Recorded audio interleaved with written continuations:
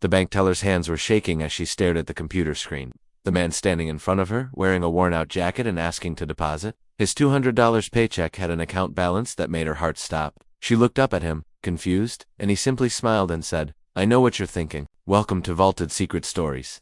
Before we begin this story of hidden wealth, family deception, and the moment when a simple bank deposit revealed the most shocking secret imaginable, tell me in the comments, what would you do if you won the lottery? Would you tell anyone? And if you believe stories about the choices that define us deserve to be heard, hit that subscribe button. This story will show you that sometimes having everything means pretending you have nothing. Marcus Williams had perfected the art of being poor. Every Monday morning, he would sit at his kitchen table with scissors and the Sunday newspaper, carefully cutting out grocery coupons with methodical precision. He'd organize them by expiration date, store them in an old shoebox, and plan his shopping trips around the best deals. "Honey, you don't have to do this," his wife Linda would say, watching him clip a 50-cent coupon for pasta sauce. "We're not that tight on money. Every penny counts," Marcus would reply with practiced conviction. "You never know when we might need it." Linda had been saying the same thing for 10 years, and Marcus had been giving the same response for 10 years. She'd learned to accept her husband's extreme frugality, even though it sometimes embarrassed her when they went out with friends. Marcus worked at Henderson's hardware store, a family-owned business where he'd been employed for 15 years. He earned $12.50 an hour, working 40 hours a week, which brought home about $1,800 a month after taxes. It wasn't much, but it was steady work, and Marcus treated every dollar like it might be his last. His routine was unchanging and precise. Wake up at 6 a.m., shower quickly to save hot water, eat a breakfast of store-brand cereal with generic milk, and drive his 2008 Honda Civic to work. The car had 180,000 miles on it, a significant dent in the passenger door from a parking lot incident, and a muffler that announced his arrival from 3 blocks away. But it was paid off, and Marcus refused to consider replacing it. That car's going to break down one of these days. His daughter Sarah would warn him during their weekly phone calls from California. "Then I'll fix it." Marcus would respond automatically. "No sense in taking on a car payment when this one still runs." At work, Marcus was known for bringing his lunch in a brown paper bag, usually a peanut butter sandwich, an apple, and a thermos of coffee from home. While his co-workers bought lunch from the expensive deli next door, Marcus would eat at his workbench, reading the newspaper and methodically checking the lottery numbers from the night before. "You still playing those same numbers, Marcus?" His supervisor Tom Martinez would ask, seeing him circle numbers on the lottery page with a worn pencil. "Same numbers for 10 years. Marcus would confirm with a slight smile. "My anniversary date, Linda's birthday, Sarah's birthday. If they're going to hit, they'll hit eventually." Tom would shake his head with genuine amusement. "You know the odds are like 300 million to 1, right? You've got a better chance of getting struck by lightning twice. Someone's got to win." Marcus would reply with a characteristic shrug. "Might as well be me." What Tom didn't know, what nobody knew, was that those numbers had already hit 10 years ago, on a rainy Tuesday evening in March, and Marcus had been pretending they hadn't ever since. The winning ticket was still in his wallet, folded and refolded so many times that the numbers were barely visible. Not because he needed to keep checking them, but because touching it reminded him of the choice he'd made that night. The choice that had changed everything while somehow changing nothing at all. Every Friday afternoon, Marcus would deposit his paycheck at First National Bank downtown. He'd drive the same route, park in the same spot, and approach the same teller window. Jennifer Martinez had been processing his deposits for 3 years, and she'd grown genuinely fond of the quiet man who always said please and thank you. "How was your week, Mr. Williams?" Jennifer would ask, taking his endorsed paycheck with a friendly smile. "Can't complain," Marcus would reply consistently. "Just grateful to have work in these times." Jennifer would process the deposit into his checking account, hand him his receipt, and watch him fold it carefully before putting it in his wallet next to the lottery ticket. He never asked for his balance, never requested any other banking services, just made his deposit and left with a polite nod and a genuine thank you for your help. But this particular Friday would be different. Jennifer's computer system had been updated overnight, and the new interface displayed additional account information that she wasn't used to seeing. As she processed Marcus's $387.42 paycheck, it had been a short week due to a holiday. Her eyes drifted to the account summary on her screen. The checking account balance was normal, $1,247.83, which was typical for Marcus's. But there was another account linked to his customer profile, a savings account that she'd never noticed before, probably because the old system hadn't displayed linked accounts automatically. The balance made her hands freeze over the keyboard. $52,847,293.17. Jennifer stared at the number, certain she was misreading it. She closed the screen and reopened it, thinking it might be a display error. The number remained exactly the same, $52,847,293.17. She looked up at Marcus, who was patiently waiting for his receipt. He was wearing the same worn-out jacket he wore every Friday, the same scuffed shoes that had been resoled multiple times, the same gentle expression of someone who worried about every dollar. "Mr. Williams," Jennifer said, her voice slightly unsteady, "I think there might be an error in your account information."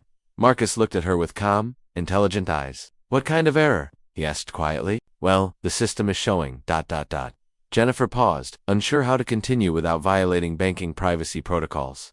"It's showing a balance that seems highly unusual for your account type." Marcus smiled the same patient smile he'd given her for 3 years. "I know what you're thinking," he said softly. "I don't understand," Jennifer replied, her confusion evident in her voice. "The balance is correct," Marcus said calmly, "but I'd appreciate it if you could keep that information private. Banking confidentiality and all." Jennifer's mind was racing. This quiet man, who deposited modest paychecks and drove a car held together with duct tape, had over $50 million in savings. "Mr. Williams? How is this possible?" she whispered, leaning closer to ensure their conversation remained private. Marcus looked around the bank, ensuring no other customers were within earshot. "Jennifer, can I trust you with something important?" She nodded, unable to speak. 10 years ago, I won the lottery," Marcus said matter-of-factly. $50 million jackpot. After taxes and the lump sum reduction, it came to about what you see there. But why?" Jennifer started, then stopped, realizing the question was inappropriate. "Why do I still work at the hardware store? Why do I drive that old car? Why do I clip coupons every Sunday?" Marcus finished her question with understanding. Jennifer nodded again, genuinely curious. "Because," Marcus said, taking his receipt and folding it carefully, "I wanted to see what would happen if I didn't tell anyone. I wanted to know who I really was when money wasn't part of the equation." He put the receipt in his wallet, next to the worn lottery ticket that had started it all. "And what did you learn?" Jennifer asked, genuinely interested in his answer. Marcus smiled sadly, an expression that didn't reach his eyes. "I learned that money changes everything, even when you don't spend it." That evening Marcus sat in his living room watching his wife Linda balance their checkbook at the kitchen table. She was using a calculator that was older than their marriage, carefully recording every expense and income source with meticulous precision. He could hear her occasional sighs of frustration when the numbers didn't add up perfectly on the first try. "Marcus, honey," Linda called out, squinting at a receipt, "did you spend $15.37 at the grocery store yesterday?" "Yes," Marcus replied, looking up from his newspaper. "I bought the ingredients for tonight's dinner and tomorrow's lunch. I had coupons for most of it." I know, Linda said, making a careful note in her ledger. "I just want to make sure I have everything recorded correctly. Every penny has to be accounted for." Marcus watched his wife of 23 years struggling with their finances, and felt the familiar weight of his secret pressing down on his chest like a physical burden. Linda worked part-time as a receptionist at Dr. Peterson's dental office, earning $800 a month that she contributed to their household budget with genuine pride. She was proud of every dollar she earned and careful with every dollar they spent together. She had absolutely no idea that the money she worried about so intensely represented less than one day's interest earnings on his secret account. The phone rang, interrupting Marcus's guilty thoughts. Linda answered it with her usual cheerful greeting, despite the stress of balancing their tight budget. "Hi, sweetie," Linda said warmly, and Marcus knew immediately it was their daughter Sarah calling for her weekly check-in from California. "Yes, we're doing fine," Linda continued, glancing at Marcus. "Your father's still clipping those coupons. I swear he enjoys it more than some people enjoy their hobbies." Marcus could hear Sarah's voice through the phone, though he couldn't make out the specific words. Linda's expression grew more serious as the conversation continued. "Honey, I understand you want to help, but we're managing just fine," Linda said firmly. "Your father and I have been taking care of ourselves for a long time." After a few more minutes of conversation, Linda handed the phone to Marcus. "Sarah wants to talk to you," she said. "Hi, Dad." Sarah's voice came through clearly. "How are you holding up?" "I'm doing well, sweetheart," Marcus replied with genuine warmth. "How's the job search going out there?" Sarah had graduated from college 6 months earlier with a degree in marketing and $47,000 in student loan debt that kept her awake at night. She was living in a cramped studio apartment in Los Angeles, working temporary jobs while desperately searching for something permanent in her field. "Actually, that's what I wanted to talk to you about," Sarah said, her voice carrying a mixture of excitement and anxiety. "I got a job offer today, but it's with a company in San Francisco. Good salary, full benefits, real career potential." "That's wonderful news," Marcus said, genuinely pleased for his daughter's success. "The thing is, I'd need about $3,000 to make the move," Sarah continued carefully. "First month's rent, security deposit, moving truck rental. I know money's tight for you and Mom right now, but I was wondering if you could maybe help me out. I could pay you back over the next year with interest." Marcus felt his chest tighten painfully. $3,000. It was less than he earned in interest every single hour. He could transfer the money to Sarah's account right now, from his phone, without anyone noticing. She could have the job, the apartment, the fresh start she deserved. But giving her the money would require explaining where it came from. "Sweetheart, $3,000 is a lot of money for us right now," Marcus said, hating every single word that came out of his mouth. "Let me talk to your mother and see what we can figure out." "I understand, Dad," Sarah said, and Marcus could hear the disappointment creeping into her voice despite her efforts to hide it. "I know you'd help if you could. Maybe I can find a way to make it work on my own." After they hung up, Linda looked at Marcus with deep concern etched on her face. "She really needs this opportunity," Linda said seriously. "Maybe we could take out a small personal loan, or put it on the credit card temporarily." "Let me think about it overnight," Marcus replied, though he already knew what he was going to do. There might be a way to make it work. The next morning, Marcus made a decision that surprised even him. He called in sick to work for the first time in 3 years, drove to the bank, and asked to speak with a loan officer. "I'd like to take out a personal loan," he told the banker, a young man named David Chen, who couldn't have been much older than Sarah. The loan officer pulled up Marcus's information on his computer. Marcus watched David's expression change dramatically as he reviewed the account details that Jennifer had seen the day before. "Mr. Williams," David said carefully, "according to your records, you have more than sufficient funds to cover this amount without needing to take out a loan." "I understand that," Marcus replied calmly, "but I'd prefer to take out a loan anyway." David looked genuinely confused. "Sir, with all due respect, a loan would mean paying interest on money you already have available. It would cost you significantly more in the long run." "I'm aware of that," Marcus said with the same calm tone. "I have my reasons for preferring this approach." David processed the loan application, shaking his head in bewilderment. In his 5 years of banking, he'd never had someone with millions in savings apply for a $3,000 personal loan. That afternoon, Marcus called Sarah with the good news about securing the loan. "Dad, are you absolutely sure you can afford this?" Sarah asked, overwhelmed with gratitude but worried about her parents' finances. "We'll make it work," Marcus assured her, feeling like the words were choking him. "Your mother and I believe in investing in your future. I promise I'll pay you back as soon as I can," Sarah said earnestly. "I know you will, sweetheart," Marcus replied. "I'm proud of you for working so hard." As Marcus hung up the phone, he realized he'd just taken out a loan at 8.5% annual interest to give his daughter money he already had sitting in an account. The absurdity of the situation wasn't lost on him, but somehow it felt more honest than simply transferring the funds from his secret account. 3 months later, Linda came home from what was supposed to be a routine doctor's appointment with news that would change everything for their family. "Marcus," she said, sitting down heavily at the kitchen table, her face pale and drawn, "we need to talk about something serious." The expression on her face told Marcus everything he needed to know before she said the words. "I have breast cancer," Linda said quietly, her voice steady despite the tremor in her hands. "Stage 2. Dr. Peterson says it's very treatable with aggressive treatment, but I'm going to need surgery, chemotherapy, and possibly radiation therapy." Marcus felt the world shift beneath him as the words sank in completely. "What does that mean for treatment costs?" he asked, though his voice sounded distant to his own ears. "It means I'll probably be out of work for 6 months minimum," Linda explained with forced calmness.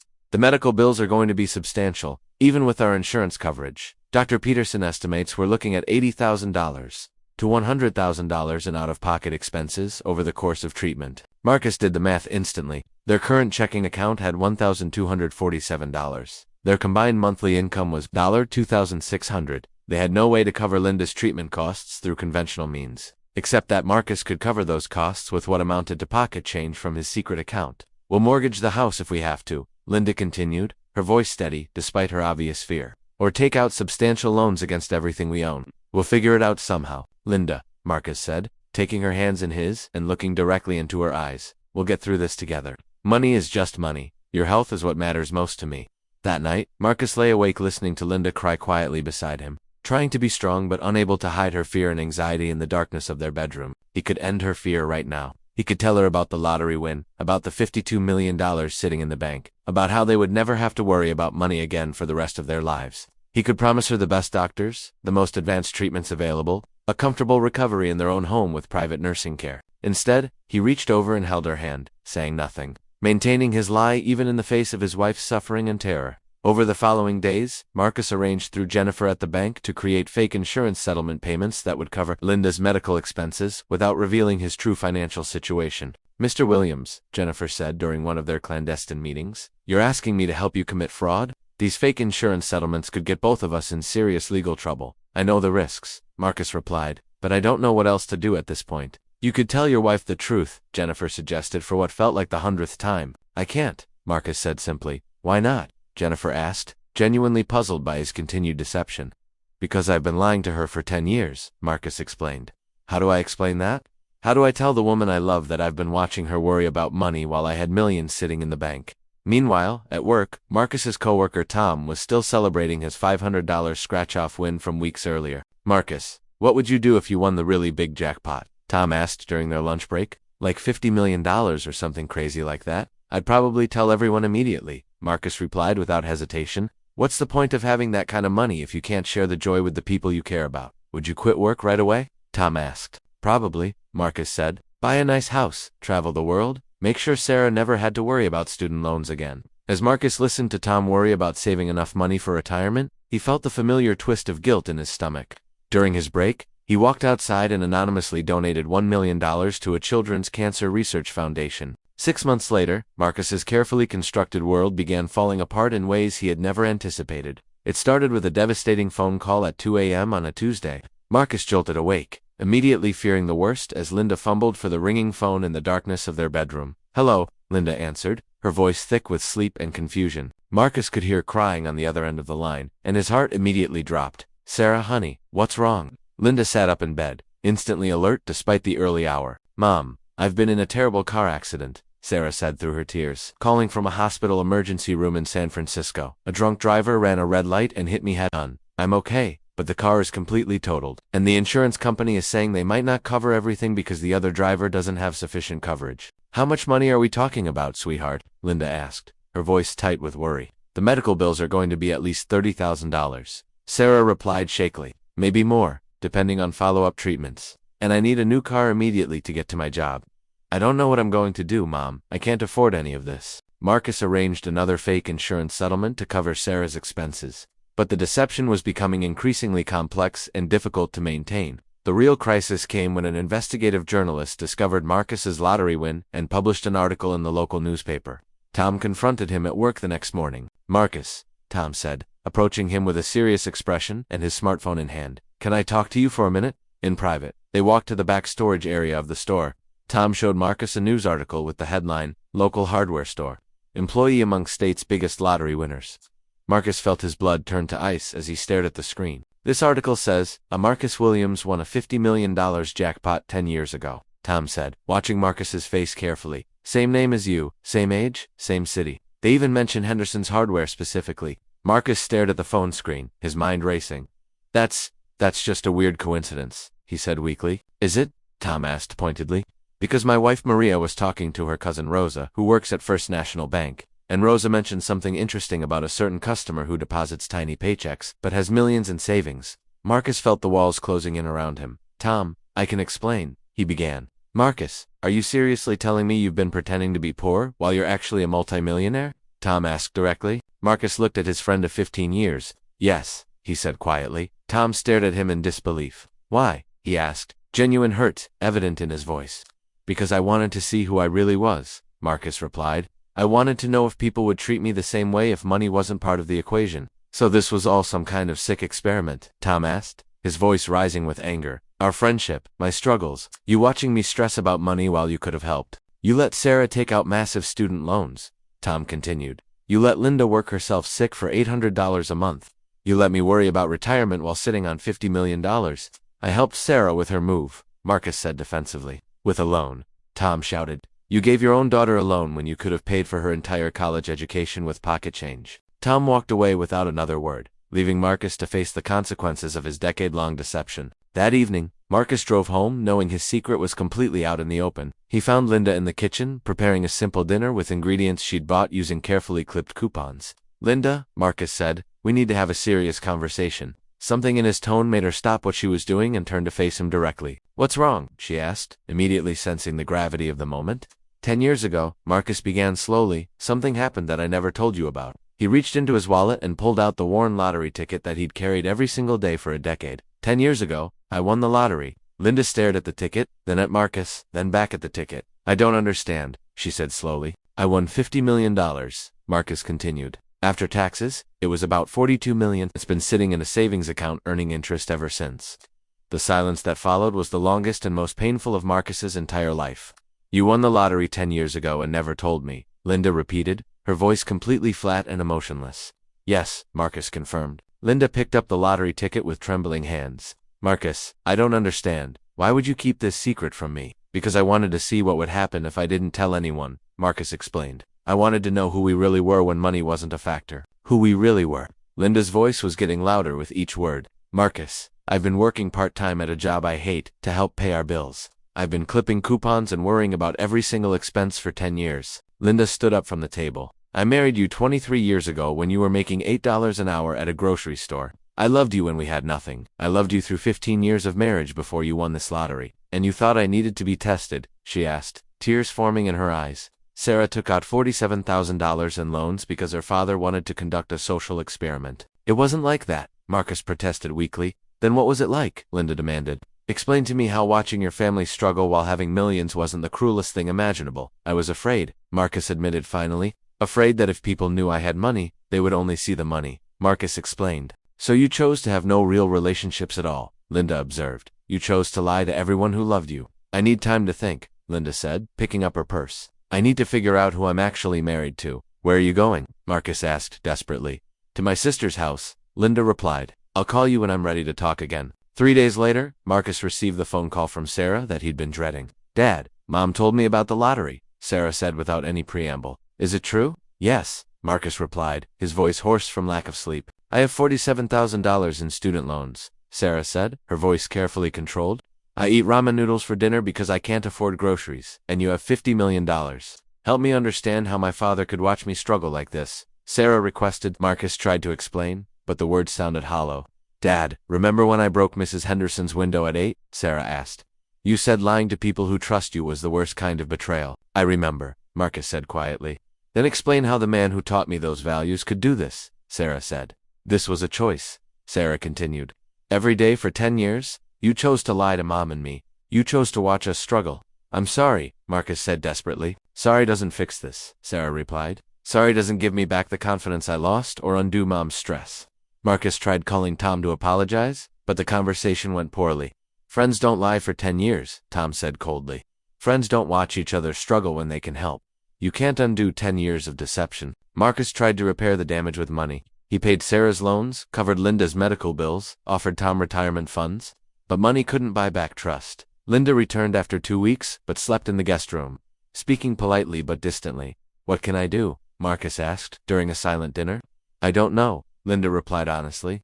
I can't understand how the man I married could do this. 2 years later, Marcus Williams sat alone in his large, empty house. The money was still there, grown to $60 million through investments. But everything else that had made his life meaningful was gone. Linda had filed for divorce after 6 months of trying to rebuild their marriage. The trust was simply too broken to repair. She had taken half of the lottery winnings and moved to Arizona. I can't look at you without wondering what else you've lied about, she had explained during their final conversation. Sarah spoke to him occasionally, but their relationship remained distant. She had built a successful career and refused any financial help. I love you, Dad, but I can't trust you. Without trust, love isn't enough. Tom had opened his own successful hardware store. They never spoke again. Marcus still worked part-time at Henderson's, not for money, but for routine.